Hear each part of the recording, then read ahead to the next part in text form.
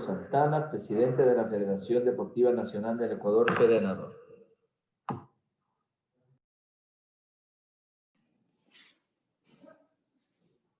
¿Me escuchan? Buenos días. Buenos días. Tiene la palabra, se le escucha. Ok, bueno, un saludo al presidente subrogante de la Asamblea, al señor secretario general, a todos los miembros y asambleístas presentes, así como a dirigentes y deportistas y exdirigentes también de el deporte que nos une a todos. Bien, yo claramente en otras circunstancias he dicho que para mí genera un apresuramiento el hecho de reformar una ley del deporte o modificar una ley del deporte previo a una competencia de ciclo olímpico. La evaluación y el análisis que se debería determinar hacia la misma debe ser una vez que termine en el contexto de las competencias y de ahí ir determinando algunas cosas que se deben modificar. Sobre todo porque en los proyectos que vi anteriormente y parte del que estamos tratando actualmente, sí no se considera la autonomía de los organismos deportivos. Tenemos que tener bien claro que el contexto del deporte debe, dentro de su concepto, estar alejado de elementos políticos y determinarse sobre principios de legislación deportiva. He visto algunas cosas en esta ley, como por ejemplo el tema del alto rendimiento, del cual voy a hablar, de acuerdo a lo que dice el artículo 53. En aquel artículo 53 de este proyecto de ley se habla de asociaciones deportivas de alto rendimiento. En ese concepto, en el artículo 43 de esta ley, se habla del deporte formativo y se excluye a las asociaciones deportivas provinciales. Cabe el interrogante ahí, ¿quién se va a encargar del deporte formativo?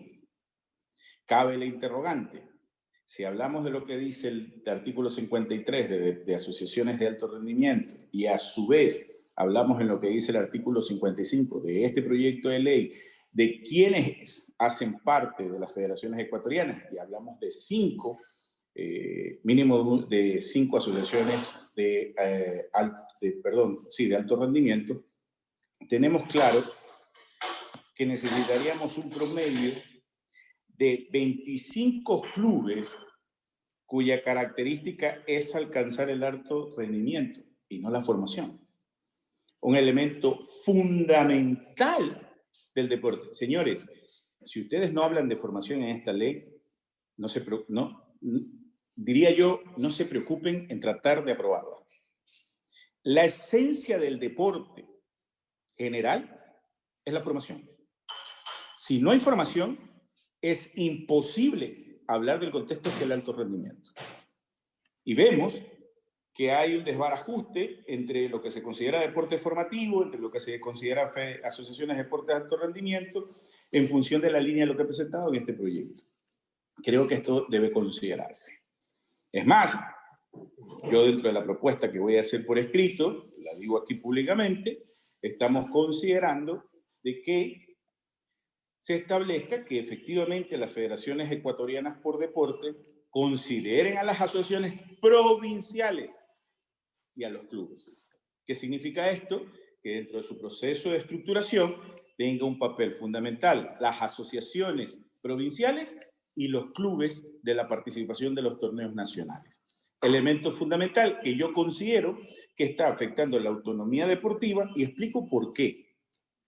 Se está afectando la autonomía deportiva porque ya como lo dijo el economista Danilo Carrera, se establece cuáles son aquellos elementos que hacen parte del movimiento olímpico y aquellos elementos que hacen parte de la estructura del movimiento olímpico.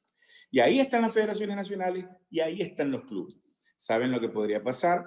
Bueno, lo que podría pasar es que se está dejando de considerar aquella resolución de Naciones Unidas, la cual es la ARES 69.6, en la cual ya se habla en el año 2014, reconocida en la Asamblea de Naciones Unidas, de la autonomía del deporte.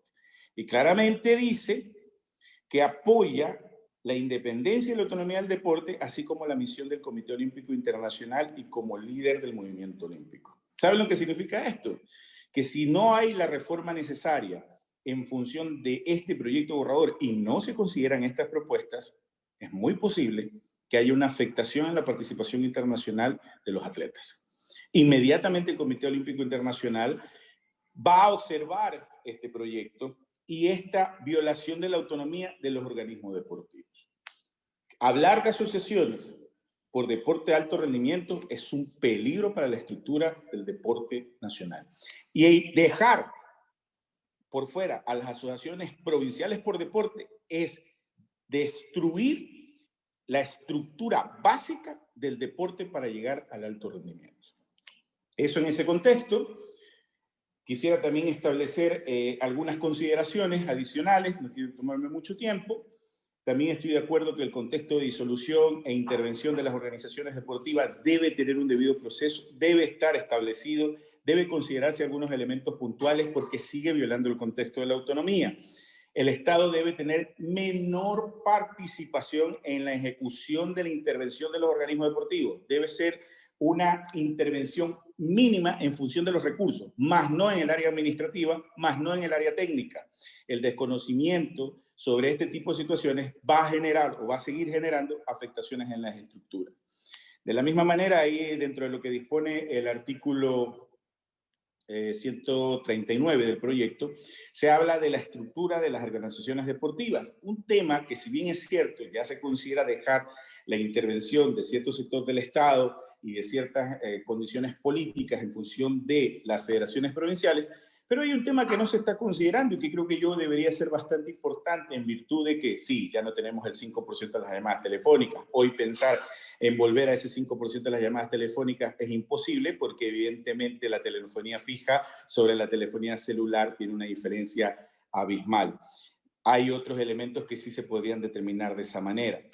Es importante recalcar que el contexto de la nueva ley de beneficio tributario y su reglamento es un incentivo para el deporte y para las empresas, pero también nos preocupa muchísimo el contexto de pandemia. Es fabuloso ese proyecto en función de que tuviéramos una condición económica adecuada. Pero adicionalmente a esto nos estamos olvidando del gran problema que tienen las organizaciones deportivas, no solamente desde las ligas cantonales, las ligas barriales, las federaciones provinciales, el agua y la luz. Si bien es cierto, en la normativa vigente se establece que el Estado, bajo ciertas circunstancias, repondría esos valores, esa situación es bastante compleja. Considero que se debe, dentro de esa estructura, proponer la eliminación del pago de agua y luz de los escenarios de las organizaciones deportivas que conlleven el tema del deporte formativo y alto rendimiento, sin hablar del profesional, que evidentemente es totalmente diferente. Así que considero que ustedes, señores asambleístas, señores miembros de la comisión, es importante que la consideración, con esto termino, es importante que la consideración de las propuestas, que las vamos a hacer llegar también por escrito, sean avalizadas y posteriormente tomadas en cuenta. Caso contrario, este proyecto de ley debería ser archivado. Yo considero aquello y bajo esa premisa dejo y les agradezco muchísimo. Muchas gracias su presencia y participación.